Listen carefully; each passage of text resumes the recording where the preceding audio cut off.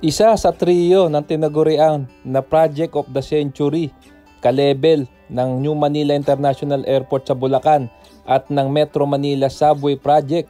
Ito ay ang paparating na at gagawin ng Bataan-Cavite Interlink Bridge. Mga kababayan, samahan niyo po ako puntahan muli ang lokasyon nito sa Naik, Cavite kung saan meron ng notice at mukhang talaga namang tuloy-tuloy na at kakaabangan na natin ang paggawa sa proyektong ito. Tara mga kababayan, samahan niyo po ako.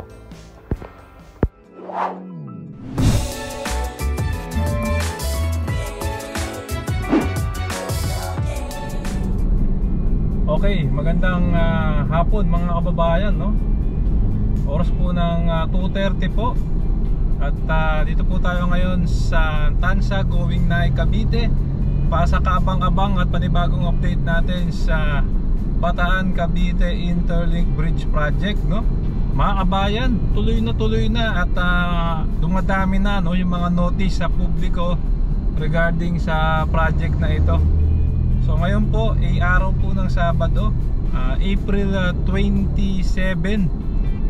At ayan po, babagtasin po natin, titignan muli natin, no? Matagal po natin itong din-update. Siguro 2 buwan, 2 months po yung last update natin.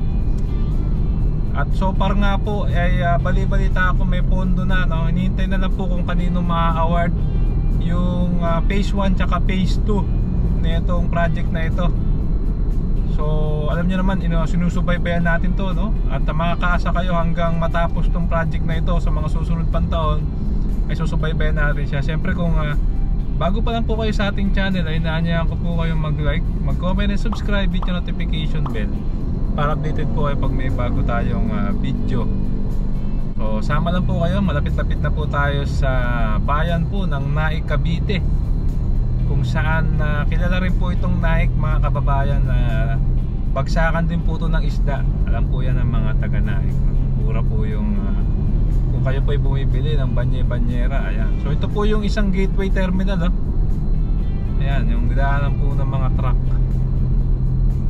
So sama lang po kayo at pupuntahan natin yung mismong site kung saan gagawin yung tulay. Baka may bagong ganap.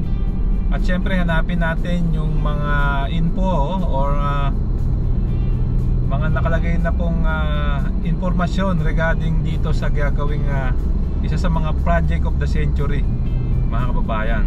Alam niyo naman po, ka-level to sa akin nung personally nung New Manila International Airport tsaka ng Metro Manila Subway Project, itong Bataan-Cavite Interlink Bridge. Kaya sama lang kayo mga kababayan. Ito, lapit na po tayo sa Naik, Cavite. Ito na. So ito na po, Naik na ito. Ito po yung tulay ng Naik. Ayan. So ginagawa pala rito ngayon ay nilalaparan, no, itong tulay. May bridge widening, no? Ayos to, malaking bagay ho itong widening na itong bridge na ito. So check natin mga kababayan. Punta rin po tayo sa Timalan, Balsahan. Tingnan natin yung ganap doon. At syempre kung maganda naman po ang weather ay papali pa rin natin si Bumblebee. So ito, medyo dito na tayo sa gilid para medyo makapagpagal. Hanapin natin, no? May nag-inform po sa atin na meron na raw ditong notice nung project. Grabe, no?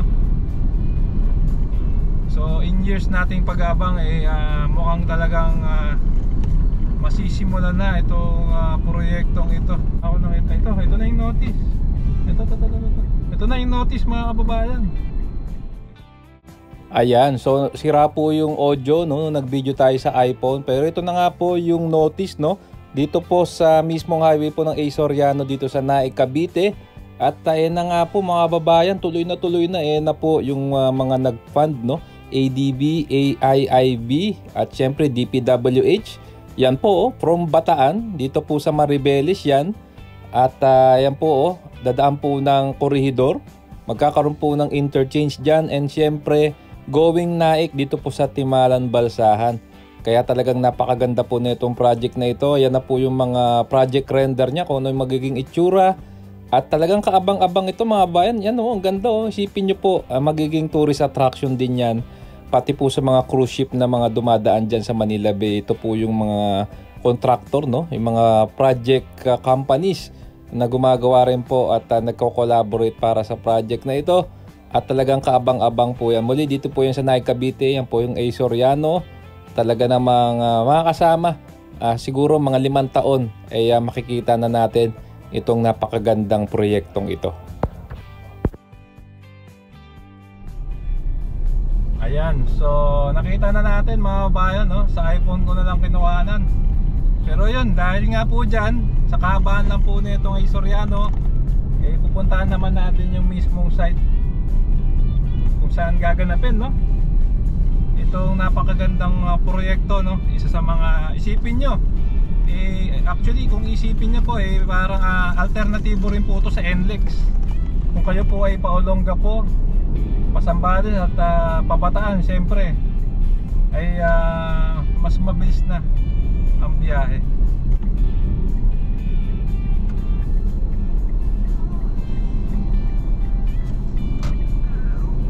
Ayan, so dito na po tayo, Timalan Concepcion. Ito po yung entrance, pero doon siya gaganapin sa Barangay Timalan, Balsahan. So sama lang kayo, check natin muli ang ganap dito sa kabang-abang na tulay. Balik po tayo. Isipin nyo po sa ngayon, no? Kung hindi po kayo magbabarko, kung pupunta kayo ng Bataan, dadaan pa po kayo ng NLEX, tapos pwede po kayong mag ECTEX. Pag di ba, pa San Fernando mo, Pampanga po kayo para makapagbataan. Or pwede rin yung patuntang Subic o Olongapo. Ngayon po, isipin nyo, kung galing kayo rito sa South, or kahit galing pa kayong Maynila, tingin ko mas mabilis pa rin to kung ang tumbok nyo ay Maribeles, no? So malaking bagay po ito. Ito po ay may bayad, pero tingin ko po yung scenery pa lang at yung convenience, yung matitipid yung oras, napakaganda na. At ang kagandahan pa po rito, yun nga, no? No need na po tayong, kung gusto po natin bumisita ng corridor, magkakaroon puro ng interchange, no? Intersection. Kaya ayan, maganda po yung turismo dyan sa ating makasaysayang isla ng Corregidor. Sama lang po kayo, balik po tayo once na ready na po ang ating Bumblebee. Ayan mga kabayan, inangat na po natin si Bumblebee, no? At medyo hirap nga po tayo dahil napakainit po ng panahon, madaling mag-overheat. Pero ito nga po yung kuha niya. Nakita nyo, ayun, no? May malaking barko sa di kalayuan. At ito nga po yung lugar kung saan itatayo itong part po, no, ng Bataan Cavite Interlink Bridge Project dito sa Naik Cavite. So pasadaan lang natin saglit. Muli, ayan, no, may malaking barko sa di kalayuan.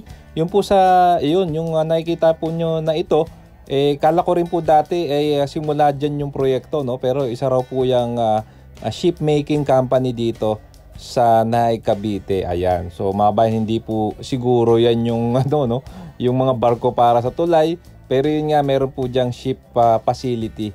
Pero at the same time mga kasama, may notice na, no, at may pondo na. Hinihintay na lang daw po kung kanino i-award yung phase 1 tsaka phase 2 ng project. At kahit dito raw po sa Dalampasigan ay may notice na. Kaya talaga namang tuloy-tuloy na to, no? Siguro anytime this year ay magsisimula na. Pakita ko lang sa inyo, no, kahit tuyo yung damuhan.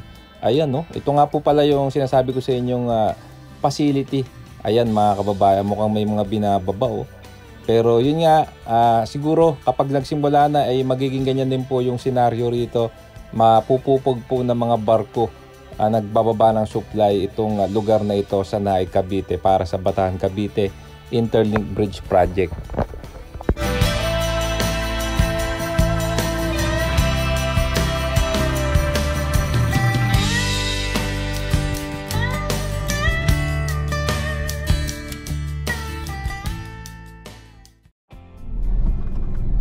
Okay, mga kababayan, nakapag-drone tayo, nga lang nahirapan po tayo. Teka, ibubuelo lang ako. Kasi ang hina ho ng signal. Tapos sa sobrang init pa ho, naglalag na yung transmission ni Bumblebee, naglalag na. So anyway, balik na po tayo. Tingnan nyo yung parte rito, oh. Wala na, tuyong-tuyo na po yung damuhan. So So yun na po yung kaganapan muli doon po sa Isariano Highway ay meron ng notice ng project na kuhanan natin. Maraming pong salamat sa ating nag-inform sa atin, sir. Alam ko nanonood ka, maraming salamat. At yun na nga po ang kaganapan dito. May mga barko tayong nakita. Yung isa pa pong barko dun sa kalayuan ay shipyard daw po yun, no? So hindi pa yun yung ano. Yung mga baka nakatago sa puno. Wawa naman. Yung isang baka ron nakabilad. May nakakain pa kaya itong mga baka na to. Payat na nila, oh. So yan nga po ang kaganapan dito sa Barangay Timalan, Balsahan. Dito po sa Naik, Cavite. Mura lang pala yung resort dito. 40 pesos lang entrance fee. Makakaligo na ako kayo sa dagat.